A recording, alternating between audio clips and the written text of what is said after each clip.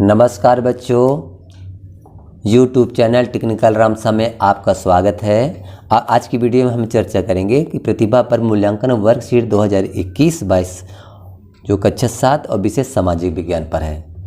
तो आप यहाँ पर अपनी जानकारी भर देंगे और इसके बाद यहाँ निर्देश है, इनको देख लेंगे।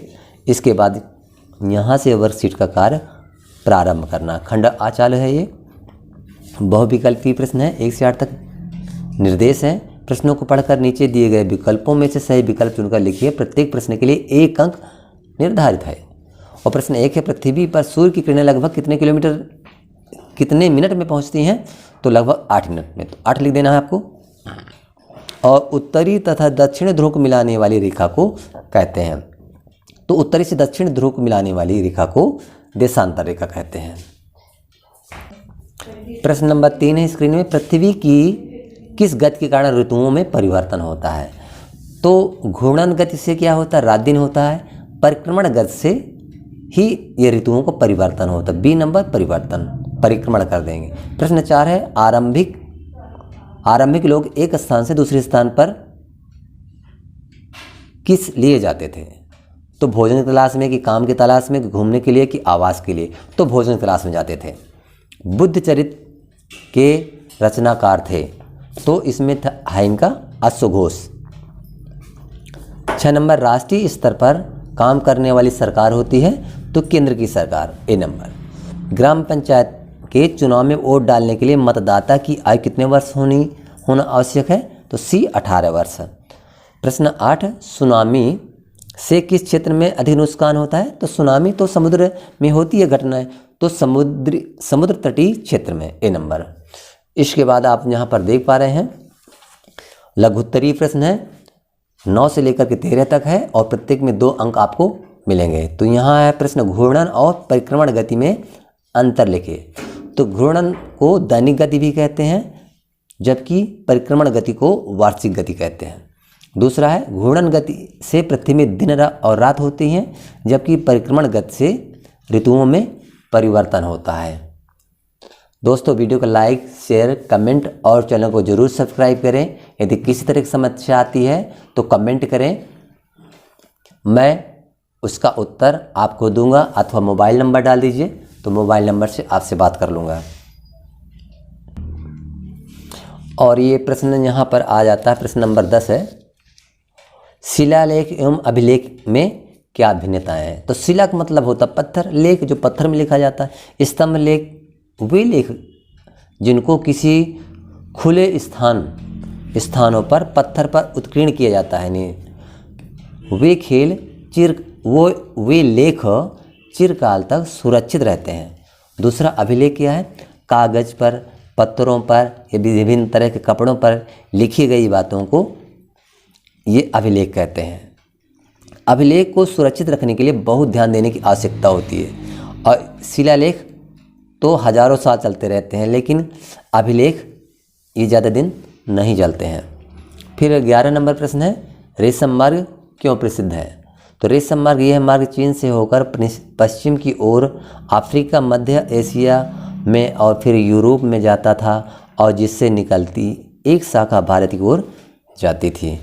प्रश्न 12 है, विविधता हमारे जीवन को किस प्रकार समृद्ध करती है? तो विविधता हमारे जीवन को अनेक तरह से समृद्ध करती है। हमारे जीवन में विविधता होने से विभिन्न तरह के रंग, बोलचाल, पहनावा, क्षेत्र आदि से परिचित होते हैं। सभी संस्कृति के अलग अलग पहलुओं को अच्छी तरह से जान पाते हैं। फिर प्रश्न नंबर 13 है, आपके गांव या शहर में स्वास्थ्य की देखभाल के लिए क्या क्या सुविधाएं उपलब्ध हैं? इनके विषय में बता देना है। तो हमारे गांव में स्वास्थ्य की देखभाल के लिए उप स्वास्थ्य केंद्र है। तो उप स्वास्थ्य केंद्र है। दूसरा बिंदु है इसका, हमारे शहर में आँख का अस्पताल बहुत प्रसिद्ध है।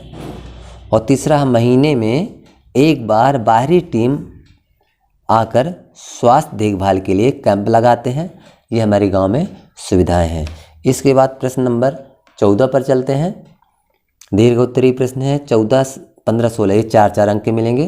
पृथ्वी को अद्भुत ग्रह क्यों कहा जाता है? तो हमारे सौरमंडल में एकमात्र जीवित ग्रह अर्थात जहाँ जीवन पाया जाता है वह ग्रह पृथ्वी है। पृथ्वी में उचित ताप, दाब, ऊष्मा होने तथा प्रकाश, वायु, मिट्टी आदि प्राकृतिक संसाधनों के कारण ही पृथ्वी में जीवन संभव है। अभी तक ब्रह्मांड में किसी और ग्रह में जीवन होने की पुष्टि वैज्ञानिकों द्वारा नहीं की गई है, इसलिए पृथ्वी को अद्भुत या अनोखा ग्रह कहते हैं। अब प्रश्न नंबर 15 है, आरंभिक काल में खेती और पशुपालन की शुरुआत किस प्रकार हुई? लिखिए, तो आरंभिक काल में आदि मानव फल खाकर उनके बीज यहाँ तहाँ फेंक देते थे। उन बीजों से पौधे तैयार हुए। उन्होंने देखा कि हमारे आसपास ये फलदार अनाज के पौधे उगाए। उन्होंने धीरे धीरे अनुभव किया होगा और लाखों वर्षों बाद उन्होंने नदी किनारे छोटे छोटे क्षेत्रों में बीज डालना और जानवरों को पालना शुरू किया होगा। इस तरह उन्हें भोजन के लिए दर दर भटकना नहीं पड़ा होगा। इस प्रकार आरंभिक काल में खेती और पशुपालन की शुरुआत हुई। पशुपालन इस तरह शुरुआत हुई है। अब अगला प्रश्न है 16, लोकतंत्री और राजतंत्री सरकार में अंतर लिखिए। तो लोकतंत्र में लोग, जनता ही सर्वोपरि होती है। जनता 5 वर्षों के लिए अपना प्रतिनिधि चुनती है और वह प्रतिनिधि जनता की भलाई के लिए कार्य करता है। इस प्रकार लोकतंत्र में तानाशाही या जनता के खिलाफ या अहित में कोई फैसला नहीं लिया जा सकता है। अब राजतंत्र में चर्चा करते हैं। राजतंत्र, इस व्यवस्था में राजा सर्वोपरि होता है। राजा के लिए उसकी जनता एक मामूली चीज़ है। राजा अपनी प्रजा के प्रति जवाबदाही नहीं होता है। वह स्वच्छंद रूप से शासन चलाता है और जनता के खिलाफ कई कठोर निर्णय लेता है। राजतंत्र में राजा अपना स्वार्थ देखता है। तो इस तरह करके ये मॉड्यूल वर्कशीट पूरी हो जाती सामाजिक विज्ञान कक्षा 7 के लिए। तो बच्चों, यदि आपने अभी तक वीडियो को लाइक ही नहीं किया तो लाइक कर दें। प्रॉब्लम आने पर कमेंट करें और कमेंट पर अपना मोबाइल नंबर डाल दें। और वीडियो को सब्सक्राइब नहीं किया चैनल को सब्सक्राइब कर दें और साथ ही अपने दोस्तों को भी ये वीडियो शेयर करें। धन्यवाद।